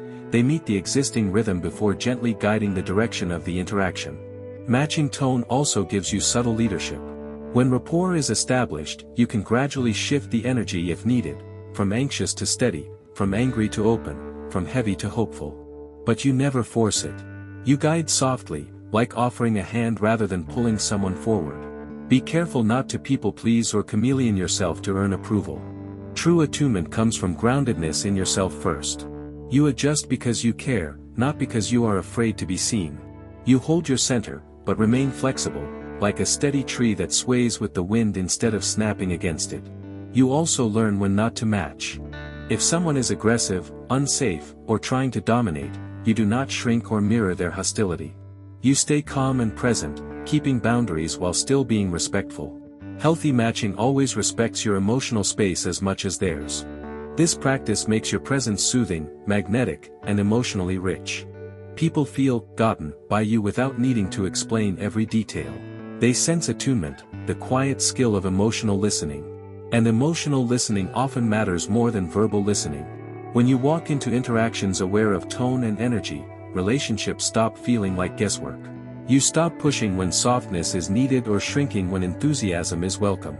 You begin to harmonize with others, not by losing yourself, but by being sensitive, awake, and flexible. In a noisy world, someone who listens beyond words stands out. Someone who feels the emotional atmosphere and moves with it, rather than against it, becomes unforgettable. When you tune into tone and energy, you don't just communicate, you connect. And connection is the heartbeat of charisma. Develop a calm, measured, anchoring presence. There is a unique kind of charisma that does not shout, perform, or demand attention. It is the quiet power of someone who feels like steady ground in a chaotic world, an anchoring presence. When you develop calm steadiness, people feel safe around you. They relax, breathe deeper, and trust your energy without even realizing why. You become someone who stabilizes a room simply by being in it. Anchoring presence begins with self-regulation. It means you know how to slow your breath, soften your body, and center your awareness even when emotions or circumstances rise. Instead of matching chaos with chaos, you meet turbulence with stillness. When others panic, you remain thoughtful. When emotions escalate, you remain grounded. This does not mean suppressing feelings or pretending to be unaffected, it means choosing your response instead of reacting impulsively. A calm anchor does not rush. Their movements are deliberate, their voice peaceful, their pacing steady. They do not scramble, perform, or chase approval. Their body language communicates ease, relaxed shoulders, open posture, gentle eye contact, grounded stance. They choose silence when others compete to speak. They pause before responding. Their presence says, I am here. I am steady. You are safe to be yourself. Developing anchoring presence also means not absorbing other people's emotional storms. When someone is anxious, you do not get swept into their panic. When someone is angry, you do not mirror their tone. When someone seeks drama, you do not feed it. Instead, you breathe. You listen. You stay centered in your nervous system. This emotional steadiness naturally influences others, because calm is contagious, just like fear. To build anchoring presence, practice grounding habits. Feel your feet on the floor. Pay attention to your breath moving in and out. Speak a little slower than your instinct. If you feel triggered, take one slow inhale and exhale before speaking. These tiny practices strengthen your nervous system's stability. Over time, your baseline becomes calm strength, not restless energy. Anchoring presence also requires emotional humility. You do not need to dominate or correct others to feel secure. You do not use calmness as superiority. Instead, you carry quiet confidence, a softness with backbone. You are not rigid or cold. You are warm, open, and stable. Imagine a calm river, not a frozen lake. Flowing, but controlled. Soft, but strong. People trust anchors because they do not feel judged or rushed around them. They feel safe to speak, to pause, to feel. Anchors invite vulnerability without forcing it. They hold space instead of filling it. They bring gravity but not heaviness, presence without pressure. Anchoring presence is also about self-trust. You believe you can handle whatever happens. You are not easily rattled because you know you can respond thoughtfully. This confidence grows from experience, patience, and self-awareness. Each time you stay calm through discomfort, you deepen your internal strength. In relationships, anchoring presence becomes magnetic. People are drawn to those who feel emotionally steady, not because they need fixing, but because steadiness feels like peace, and peace is rare. Your presence becomes a refuge, not a performance. You no longer try to charm, you simply are, and that is enough. This is the power of being a human anchor. You shine not by shining loudly, but by shining steadily. You are not the storm, and you are not swept by it. You are the quiet ground others can stand on. And that quiet strength is unforgettable. Be playful and spontaneous when appropriate. Playfulness is one of the purest forms of confidence. It shows that you are comfortable in your own skin, not burdened by constant self-monitoring, and not afraid to express joy. When you bring a light, spontaneous energy into the right moments, you make people feel alive, loosen tension, and invite others to drop their guard. Playfulness, when balanced with emotional awareness, creates warmth, spark, and charisma without trying to impress anyone. To be playful is not to be childish, it is to stay connected to your inner freedom, curiosity, and creativity. Children laugh easily because they are not trapped in constant self-evaluation. Adults who retain this ability show a deep kind of maturity, the maturity to not take themselves too seriously, to embrace the moment, and to find delight in simple things. That is strength. Being playful doesn't mean forcing jokes or acting silly all the time. True playfulness is subtle and responsive to the moment. It may show up as a small smile when someone is joking, a gentle tease that builds connection, or a spontaneous idea like, let's take the scenic route, or, want to try something new just for fun. You bring life, not chaos. Joy, not disruption. Playfulness invites people into a shared experience. Spontaneity has its own magic. It means you can break routine when the moment calls for it. You might change plans for an adventure, say yes to a surprising idea, or simply allow a conversation to flow in unexpected directions. Spontaneity says, I trust myself to handle change. I trust life to bring interesting moments. That trust in life, that flexibility, feels alive, magnetic, and refreshing. Still, playfulness must be attuned. Emotional intelligence guides you. You don't make light of someone's pain. You don't joke to avoid vulnerability. You don't force energy when someone needs calm. Instead, you feel the moment. Sometimes playfulness means making someone laugh after they've had a tough day. Sometimes it means asking, want to do something fun? Sometimes it means a quick witty comment that softens tension. And sometimes, the right move is quiet presence instead. Confident playfulness shows that you don't fear awkwardness. You're willing to look a little silly, because you're not desperate for control. You don't need to appear perfect. You trust your humanity. People are drawn to those who feel free, because freedom is contagious. Practice small moments first. Smile at unexpected things. Make gentle, light-hearted comments. Suggest fun, low-pressure ideas. Laugh at yourself when you trip over a word or spill coffee. Let conversations wander, instead of forcing structure. Playfulness softens edges, yours and theirs. It brings breath into heavy situations. It helps others relax and remember that life isn't only about pressure, expectations, or performance. You become someone people enjoy being around, not because you entertain them, but because you bring ease and joy into the room. Balanced playfulness is never reckless. It is grounded joy. It knows when to rise and when to step back. You move like a gentle breeze, not a storm, refreshing when it arrives, never overwhelming. When you are playful, you remind others of something precious, that life has sweetness in it, even in serious times, and that presence can be light without losing depth. A person who can be deep and joyful, grounded and spontaneous, wise and playful, that person leaves a lasting impression. They make the world feel a little brighter, simply by being in it. Learn to accept no gracefully and move on. One of the most underrated forms of confidence is the ability to hear no, and stay composed, kind, and self-secure. Many people crumble at rejection. They take it personally, panic, push harder, or retreat into shame. But emotionally mature and truly charismatic people understand a powerful truth. No is not a statement about your worth, it is simply information. It means the moment, the person, the situation, or the alignment is not right. And that is okay. When you respond to no with calmness and respect, you show strength. You show that you are grounded, not desperate. That you understand consent and boundaries. That you trust life enough not to cling or chase. This kind of grace makes you memorable, because it is rare. Accepting no doesn't mean you give up easily in life. It means you know the difference between healthy pursuit and forcing connection. You do not guilt trip, persuade aggressively, or question someone's decision to protect your ego. Instead, you simply nod, smile, and move forward. Like, I understand. Thank you anyway. No worries, I appreciate your honesty. Thank you for letting me know. These simple responses reflect inner security. You neither shrink nor lash out. You simply remain yourself.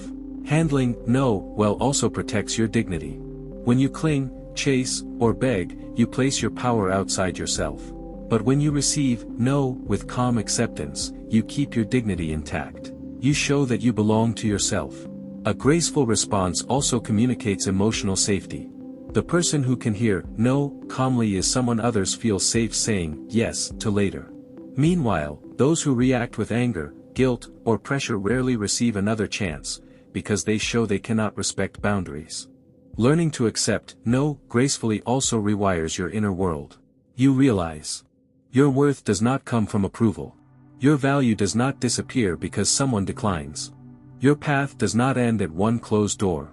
In fact, no often redirects you towards something better aligned, a person who chooses you willingly, an opportunity that fits your growth, a space where your presence is truly invited. You can even practice internal grace when you face rejection. Not for me. Then something else is meant. If this isn't my door, another will open. I am still enough. This inner dialogue keeps your nervous system steady instead of spiraling into insecurity or self-doubt. You turn rejection into resilience. Accepting no well doesn't make you passive. It makes you emotionally sovereign. You listen to reality instead of fighting it. You save your energy for people and situations where connection flows naturally. And one more thing, when you accept no gracefully, you give others permission to have boundaries, and you protect your own boundaries in return. Healthy dynamics require choice, not pressure. A voluntary yes holds more meaning than a coerced one ever could. Think of graceful acceptance as elegance in motion. You don't collapse. You don't harden. You don't chase. You simply pivot with dignity. You leave people thinking, that's someone who respects themselves and others. And often, life circles back in surprising ways, because calm confidence is unforgettable. When no arrives, you breathe, you smile, you step forward. And by doing so, you show that your worth is internal, not dependent on anyone's approval. That is power. That is emotional maturity. And that is charisma at its highest level. Strengthen your sense of purpose. Passion is magnetic. There is a unique beauty in a person who knows why they wake up in the morning. Purpose gives depth to your presence, clarity to your choices, and fire to your voice. When you carry a sense of direction, not noise, not busyness, but meaning, people feel it. They may not know exactly what drives you, but they feel your energy, your focus, your quiet certainty. Purpose is not loud. It does not demand attention. It attracts, the way a flame draws the eye in a dark room.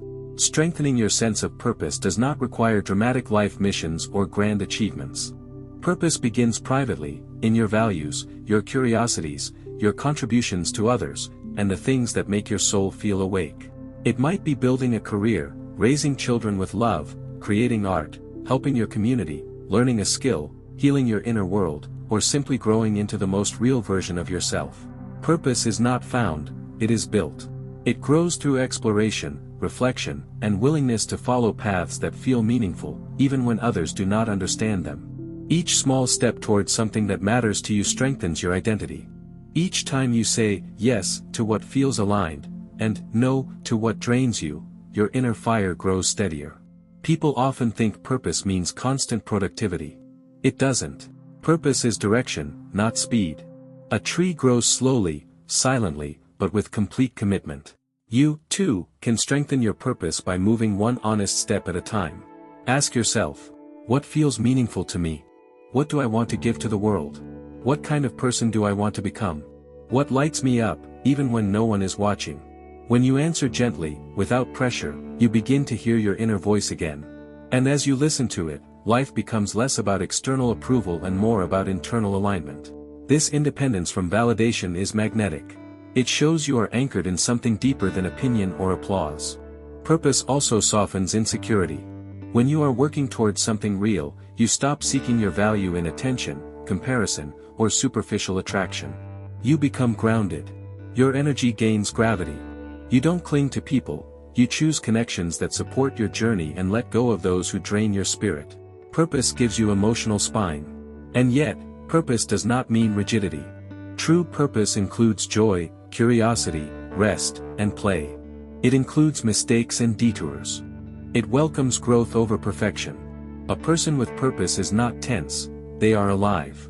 Their enthusiasm is gentle but steady. They talk about what excites them without performing.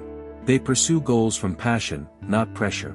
When someone speaks about what they love, gardening, music, science, spirituality, learning, business, community, self-growth, their eyes change. Their voice warms.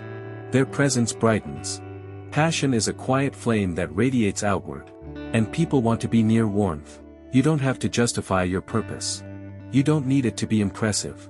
What matters is that it feels true. For some, purpose is big and public. For others, it is private and internal. Both are equal. What matters is commitment, not scale. Strengthen your purpose by caring deeply. By investing time in what matters to you. By boldly exploring your interests. By trusting your path even if it looks different from others. A purposeful life is not always easy, but it feels real. And realness is rare. Realness is compelling. Realness shines without trying. When you carry purpose, your presence says, I am going somewhere meaningful. People feel that. They respect it. Many are inspired by it. And the right ones walk with you, not because you ask them to, but because purpose quietly invites loyalty, admiration, and connection. Use evocative language to paint images in listeners' minds. Words can be simple information, or they can be experiences. When you learn to speak in a way that paints images, feelings, and sensations in the minds of others, your communication becomes magnetic. People don't just hear you, they feel you. They don't just understand, their imagination wakes up, their emotions engage, and they are transported into the world you create. This is not about being dramatic or poetic for show. It is about being alive in your speech, using language that helps others see what you mean, not just decode it. When you use evocative language, conversations stop feeling like data exchange and start feeling like connection, story, and emotion. Think of the difference between saying, I'm tired, and saying, it feels like someone pressed the dimmer switch on my energy today. Or instead of, that place is peaceful. You might say, it feels like the world whispers there, quiet, still, like the air itself is resting. These kinds of phrases create images. Not complicated images, accessible ones, rooted in everyday experience. You aren't writing poetry. You're simply speaking with a little color, a little warmth, a little texture. Why is this powerful? Because the human brain thinks in pictures, sensations, and emotions more than logic. When you activate someone's imagination, you activate attention, memory, and emotional resonance. They remember you, because you made them feel something. To begin practicing, think in terms of the senses. When you speak, you can reference. Sight, it was like the world suddenly brightened. Sound, her voice was calm, like soft rain on glass. Touch, that moment hit like cold water on warm skin. Movement, everything slowed, as if time stretched open. Emotion, my chest felt warm, like someone lit a candle inside it. These expressions do not need to be perfect. They just need to be real, human, and vivid enough to spark imagination. You will find your own style over time, humorous, gentle, poetic, grounded, dramatic, playful, or minimal. There is no single right way. Start small. Add one evocative phrase in a conversation each day. Practice describing moments in a way that means something to you. The more you play with language, the richer your inner world becomes, and the more you share that richness with others. Evocative speech is also a deeply empathetic tool. When someone shares something emotional, you can reflect it in imagery that shows you feel with them. It sounds like you've been carrying a backpack full of bricks for years. Or, it seems like your heart has been trying to speak, but life kept turning up the volume on everything else. These phrases validate experience without cliches. They open space for deeper conversation, deeper trust, deeper presence. Be careful, though, evocative language is powerful and must remain ethical. You don't use it to manipulate emotions or create fantasy to escape reality. You use it to bring clarity, to make truth feel alive, and to deepen human understanding. Someone who communicates with rich expression feels warm, grounded, and captivating. Not because they perform, but because they invite people into their inner world. They turn ordinary moments into stories. They turn thoughts into imagery. They bring soul into conversation. When you speak in vivid language, you remind people of the richness of life, the colors, textures, and sensations that adulthood often dulls. And in doing so, you become memorable. You become someone with depth, someone who feels awake to the world, someone who brings imagination and emotion wherever they go. Maintain eye contact during key moments, empathy. Maintaining eye contact isn't just about confidence or presence. When done with warmth and sincerity, eye contact becomes a bridge, a silent signal that says, I am here with you. I see you. I'm listening. Human beings are wired to seek connection through the eyes. Babies look to their caregivers' eyes before they even understand language. Adults do the same, we look for safety, truth, and emotional resonance in someone's gaze. So when you hold eye contact during emotionally meaningful moments, you create trust that can't be faked with words. Eye contact does not mean staring, dominating, or trying to control someone's emotions. It means meeting them, staying with them, honoring the moment. You look into someone's eyes not to take anything from them, but to give attention, presence, and empathy. Imagine a friend telling you something vulnerable, maybe they are scared, or proud, or grieving.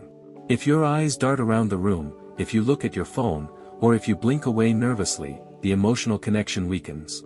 They may feel like their feelings are too much, like they need to hide again. But when you hold their gaze for those key few seconds, it shows, you're safe here. You matter. Keep going. Similarly, in joyful moments, when someone shares good news or excitement, a soft, genuine look in the eyes amplifies the emotion. It silently says, I feel this with you. This is how bonds deepen. Not through grand gestures, but through the small, steady ways you show up. The key is balance. Too much eye contact feels intense, intrusive, or uncomfortable. Too little feels dismissive or disconnected. You are not staring. You are present. A good rhythm is to maintain eye contact when someone is speaking emotionally or revealing something meaningful, then look away naturally to break intensity before returning again. This is like emotional breathing, connection and release, closeness and space. You can also soften your gaze. Instead of hard focus, relax your eyes slightly. Let your face rest. Let your breath slow. Let your eyebrows soften. You are not piercing through someone, you are inviting them in. Eye contact can also be grounding for you. When you look at someone warmly instead of retreating into your thoughts or self-consciousness, you stay in the moment. You stop worrying about how you appear and instead show up as a witness to their humanity. That calm presence alone is charisma. If eye contact feels difficult at first, practice gently. Begin with people you trust. Meet their gaze for a second longer than usual during meaningful moments. Think, "I am here with you," and let that intention appear in your eyes. With time, this becomes natural. Remember, you are not trying to impress or perform. You are simply allowing your gaze to carry empathy, curiosity, and respect. That subtle warmth tells people more than compliments ever could. When you maintain eye contact at the right moments, you are doing something powerful. You allow another person to feel seen. And in a world where so many people feel invisible, that is a gift. Compassion held in the eyes can soften defenses, calm hearts, and build trust that words alone cannot create. You don't need to be perfect. You just need to be present. A gentle look, a sincere nod, a moment of shared stillness, these small gestures carry weight. They tell a person that their inner world matters. They remind them that connection still exists. Over time, your gaze becomes part of your signature presence, steady, calm, compassionate. You do not stare to control. You look to connect. And that kind of eye contact leaves people feeling stronger, not smaller. Seen, not judged.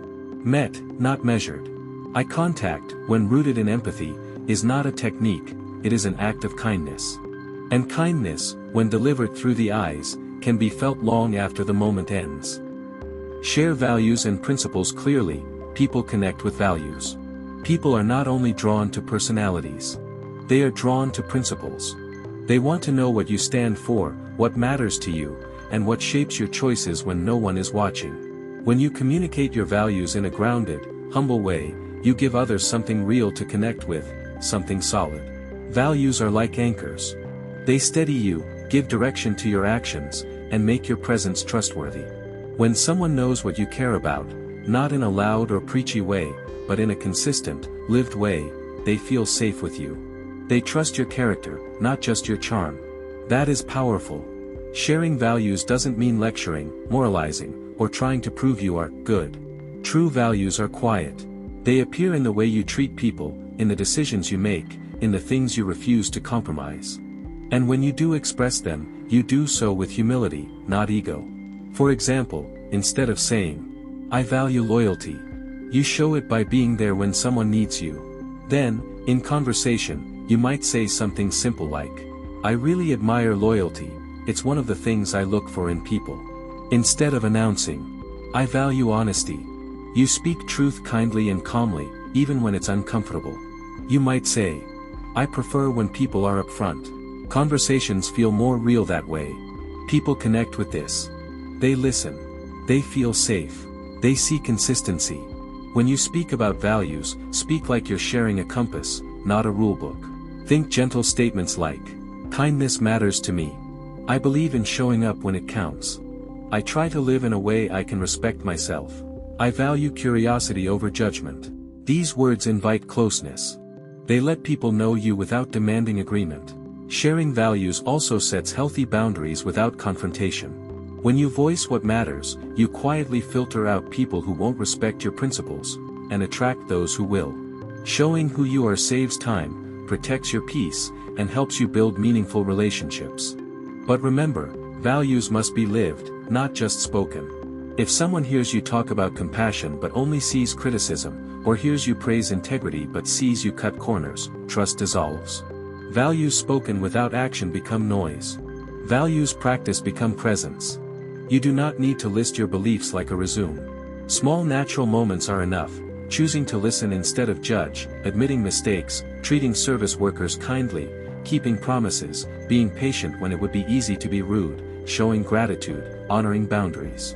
When your values show through your tone, your choices, your attention, and your empathy, people feel they are with someone real. Someone steady. Someone who has substance beyond appearance. In a world where many chase attention without depth, a person who lives by values stands out effortlessly. They do not push to be liked, they inspire trust. They do not demand connection, they attract it. They do not posture, they embody. And the right people, The ones who resonate with truth, integrity, and depth, recognize that signal instantly.